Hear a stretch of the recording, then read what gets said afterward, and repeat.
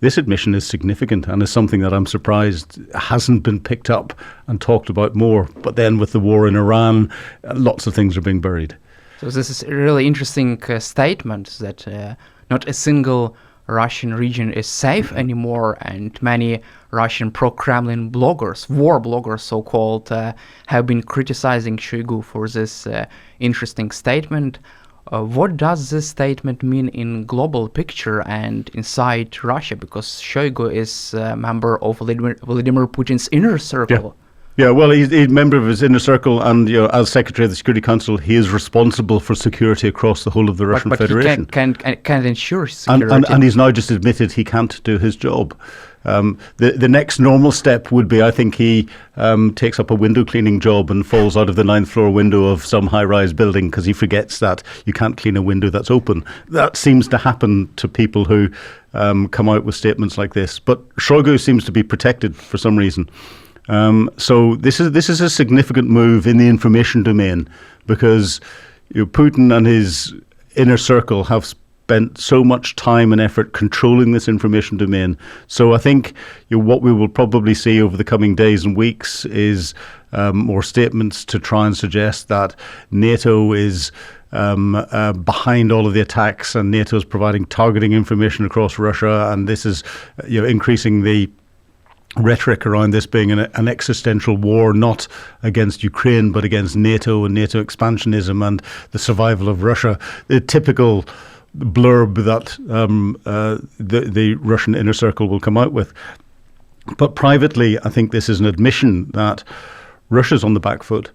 And if you look at what Ukraine has done over the last 12, 24 months, at the strategic level, when you're looking at the international negotiations and everything else, it's sort of stalemate. It depends on what way Donald Trump is thinking. And we've gone from the extremes of the ambush of President Zelensky in the Oval Office just over a year ago through to Donald Trump now tacitly accepting that the American defense industry will sell weapons to Europe to give to Ukraine, and he will still provide targeting support and everything else.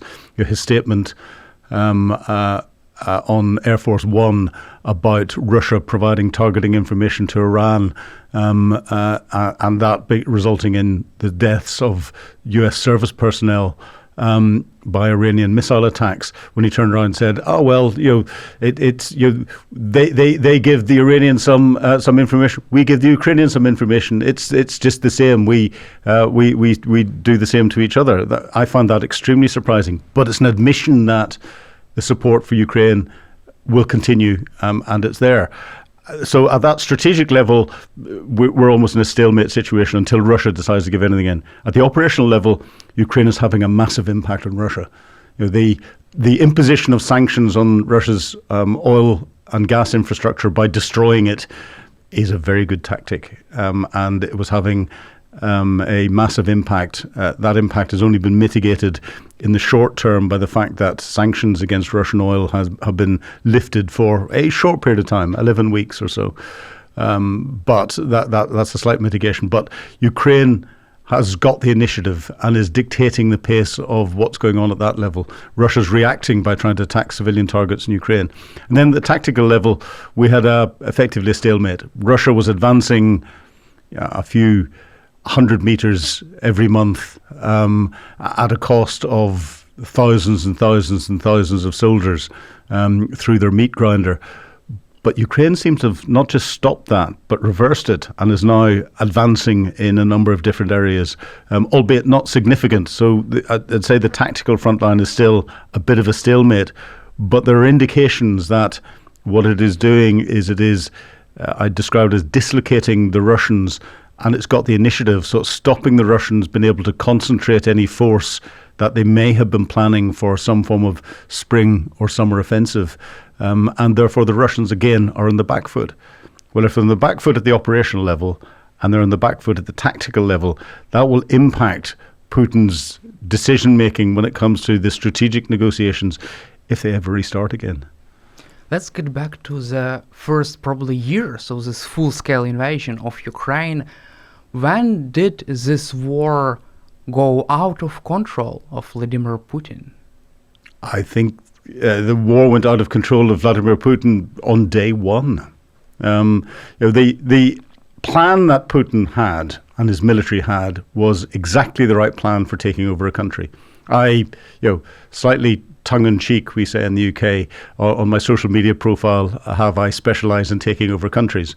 I've only done 2 in my military career, both successful, and both you can go on holiday to with your family and enjoy a nice time. So I class that as successful takeover of countries.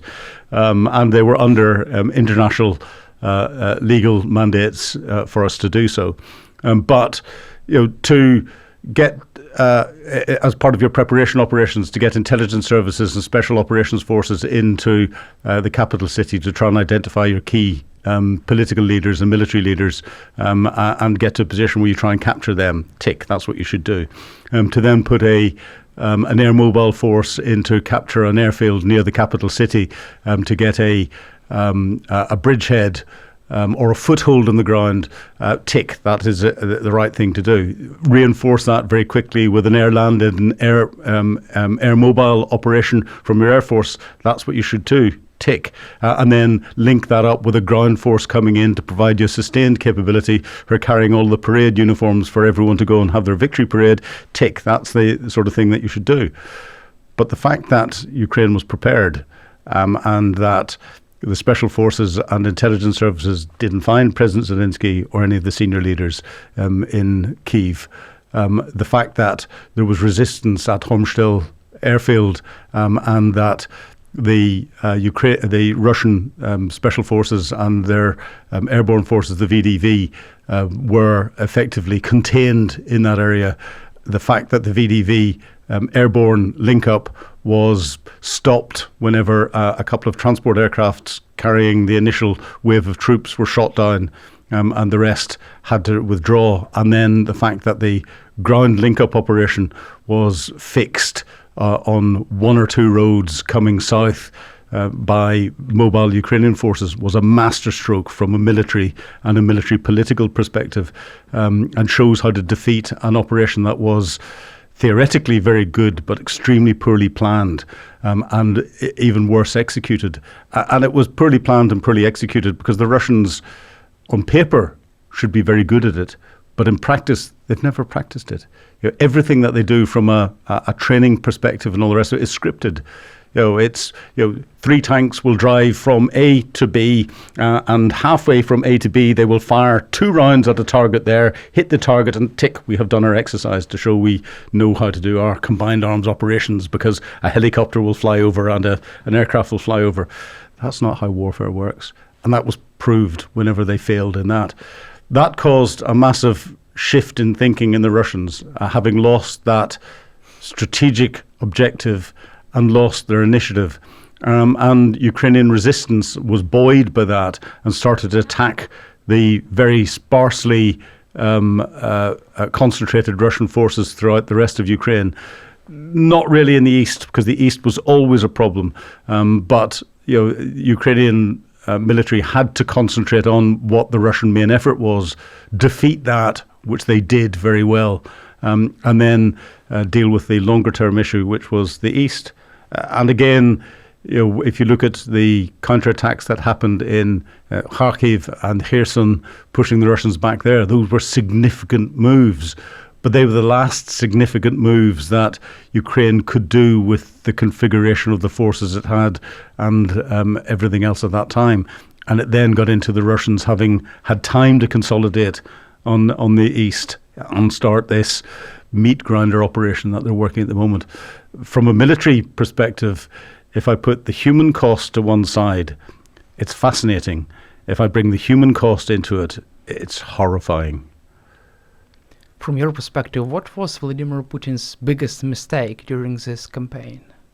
His biggest mistake was to underestimate the will of the Ukrainian people, and to listen to his intelligence services. He was badly advised. He thought he knew better. And he should never have considered what it is that he did. So when he made the decision earlier in February to outload blood stocks and give the order to go, that's when the mistake happened. and what's happened since then has been inevitable.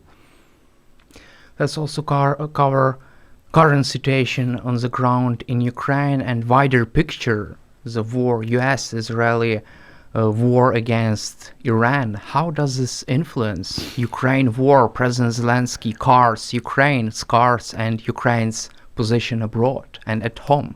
Yeah, the war in Iran is fascinating and will have a significant impact on the war in Ukraine at a number of different levels. First of all, if we look at President Trump and his focus, he's now focused on Iran. He's forgotten about Ukraine. He's not interested. Anything that comes that he has to make a decision on Ukraine will annoy him. And unfortunately, he seems to be more pro-Putin than pro-Zelensky, and therefore, if he gets annoyed, he's likely to make a decision that will back something that's coming out of Putin's team. That's why we're seeing a lot of effort and a lot of commentary coming out of Peskov and Putin and Lavrov and others who are trying to suggest that they're being positive about peace talks and wanting peace talks and everything else. But Donald Trump is still happy that American-made technology is being sold to Europe, and Europe is paying for it, so it's money going into the US economy, and that being given to Ukraine, and still seems to be happy that US intelligence is being provided to Ukraine. So that's significant. The next impact will be the fact that a lot of the high technology equipment, in particular Patriot air defense missiles, which are the only missile that can properly defend against the Russian ballistic or the Russian hypersonic missiles, will be in very short supply. And therefore, it is unlikely that Ukraine is going to see an increase in supply of those and may actually see its supply cut off completely. So there needs to be something that will replace that very quickly, and that will impact Ukraine. I think from a political perspective, I go back to the Oval Office over a year ago when Donald Trump said to President Zelensky, "You don't have any cards." I think when it comes to what's happened in the Middle East, and in particular with the expertise that Ukraine has got in countering the Shahad 136 drone threat, President Zelensky has not only got some cards, but he's pulled a full house out of his inside pocket and played it on the table. And that has frustrated Donald Trump, because the Americans asked for Ukrainian help in dealing with the Shahad drone threat and for its allies in the Middle East. President Zelensky responded very quickly indeed in sending teams in to provide advice, and the anti-drone drones that Ukraine is now manufacturing, bringing those forward and showing how they could work. So they're not using $1 million missile to shoot down a $30,000 drone. And the Americans initially having asked for that, Donald Trump, clearly embarrassed, went, no, we don't need that anymore. But in the UK, we say the cat is out of the bag, and therefore a lot of the Middle East countries and companies, in particular Saudi Aramco, the big oil company, have recognised the expertise that Ukraine is bringing and the technological advances and expertise that Ukraine is bringing, and that means that there's going to be an awful lot of defence contracts coming back into Ukrainian companies, and a lot of political support from Middle East countries now coming in going, Ukraine has got a really useful position from an international military perspective, recognising that Ukraine is probably the most experienced military industrial base in the world at the moment. And therefore bringing that experience to help in other conflict scenarios can only be good. So that's good political capital for President Zelensky and for Ukraine. And I think that will help then support come back again, not just from the Middle East, but then that'll help support come in from Europe and elsewhere. So, a real positive. So the Iran war is negative in some ways, is positive in others. And it's the other negative area is it's distracting the world's attention away from what is still a horrific conflict in Ukraine, and it's something that it's important that we do these sorts of podcasts so that people don't forget that. We need to keep people aware of what it is that's going on. You just mentioned about President Trump. President Trump says that he would not need support from President Zelensky. He would not need support from NATO allies. He doesn't need any kind of support provided by Ukraine or NATO allies. But let's cover his position probably towards Ukrainian President Volodymyr Zelensky. Does he hate President Zelensky, and is President Trump a Russian asset from your perspective? I don't know what is causing the relationship between Trump and Zelensky. I really can't get my head around. And I've asked a large number of experts who know President Trump personally, who know President Zelensky well, who know geopolitics well, and nobody can work out the logic that there is between it. The only thing we can assess as we go through, and this is a common thread from a number of people, is a couple of things. The first one is President Trump, from a personal perspective, is frustrated at President Zelensky's support for Joe Biden and failure to help the prosecution of Joe Biden's son, Hunter Biden, and carries a personal grudge from that perspective. The second point is, and this probably comes from Steve Witkoff, President Trump's special advisor, who's been going to Moscow with negotiations, who's not a diplomat. Who's close friend to Vladimir Putin. Who's close friend to Vladimir Putin, who sees everything as a business deal and a property business deal. And Putin knows that. And Putin is a very experienced, wily old intelligence officer, and will be offering Witkoff and Jared Kushner, Trump's son-in-law, anything and everything that he can from a business perspective, and offering all of his friends everything that can go on from a business perspective. And what Donald Trump is seeing in his mind is putting the presidency aside for him and for his close friends and everything else. Big property deals, big business deals in the future, setting everyone up and doing lots of favors, and that will bring investment into the United States and tax dollars for the Americans and others. He's blinded by the art of the deal rather than the geopolitical implications of what it is that he's doing. Is he an asset? That's difficult to work out. I think that if there was any compromising material on Donald Trump at the moment, we're in our fifth year into this conflict, the full-scale conflict. It's been going on since 2014. In fact, it started with Vladimir Putin in 2003 when he first started his information campaign against Ukraine. And therefore, Putin would have been setting the conditions the whole way through Trump's first presidency and everything else. I think if there had been any compromising material that Putin was willing to get out into the public domain, it would be out already. I would be surprised if he doesn't have something, given the fact of Donald Trump's wider business interests into Russia, and the fact that he held Miss World contests in Moscow and elsewhere. If there wasn't something that Putin could potentially try to use, whether it is compromising material or not, I don't know. Would Donald Trump be worried about it or not? Well, he hasn't been worried about any of the other serious accusations that's come in against him. He seems to be covered in the anti-stick material you get in cooking material, so Teflon. He seems to be coated in that when it comes to gossip and compromat. So I don't think Putin is going to play anything. Whether he has it or not is difficult to say with any degree of certainty. We have seen lots of round of negotiations on Ukraine war, but it seems like this is stalemate right now at the negotiating table, and Russia was pretending to be ready for peace, but was dragging these negotiations. And right now with the war in Iran, where are we in this negotiating process? The negotiations have effectively stalled. The Americans are still talking to the Russians, the Americans are still talking to Ukraine, but President Zelensky, from even before Donald Trump got inaugurated, had come up with a peace plan, or a path to a peace plan, that was really quite bold and quite ambitious. You're recognizing that Ukraine wouldn't be able to take all of its territory back in the east through military means, and parking that potentially for some form of diplomatic solution at some stage in the future, which could be decades away. Whereas, from that point, as the negotiations have come in, he has come up with more concessions at every point when Donald Trump has asked for them, in a way that's not compromising his position, not compromise the Ukrainian people, which is a very complex diplomacy and politics by President Zelensky, showing a real depth in his team and his thinking.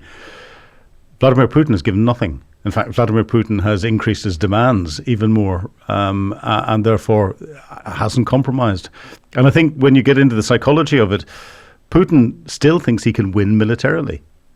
His team are turning around and saying, we can still win militarily, and therefore he's got no. And as he sees Donald Trump flip-flopping and changing his mind, and the lifting of sanctions against Russian oil, even if it's only for 11 weeks, is something Putin will say. Well, it's 11 weeks, so I can then find a way of extending that. I'll phone up Steve Witkoff, my friend, and get something done in there. So Putin thinks he's got control. As Putin thinks he's got control, he doesn't want to negotiate. And in reality, when it comes to the way the Russian economy is now set up, the way the Russian people are, the control that he's got there, if Putin doesn't come back with a decisive win, and then a plan to try and reintegrate the huge numbers of people that he's got in his military back into society, and a plan to restart the Russian economy again out of a war footing, then Putin knows that he's gone, and probably gone in a very violent way, and he hasn't got a plan for that. So it's not in Putin's interest to stop the war. It's well within Putin's interest to keep it going, and therefore, as long as he can keep casting his fishing line out and playing Donald Trump and delaying everything in the international community, he feels he's in control and he's maintaining control. The slight crack in that is that statement that you read out from Shoigu. That is interesting, and we'll have to see how that plays out.